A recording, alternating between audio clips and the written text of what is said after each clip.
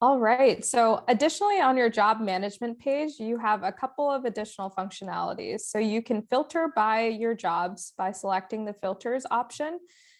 For example, I can filter by job type. If I just want to see Xometry jobs, I can select this button right here and click show results. What this will do is show me all of my jobs that are only Xometry specific jobs. I can also do the same for Thomas projects and also any off-platform orders that I have. So let's get rid of this filter now.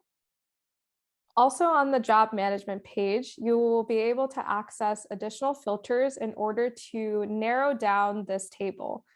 I can select the filters button and filter down this table by job ID, job type, job status, ship by date, created date, and job size.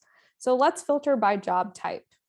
When I select on job type, I'll have three options available. I can either filter by Xometry jobs, Thomas projects, or off-platform jobs. So let's select Xometry jobs. It shows that I have 8 results that pertain to this filter. When I select the filter, I will now see my table filtered down by just Xometry jobs. This will be displayed in the customer column in this section. All right, let's get back to having no filter selected.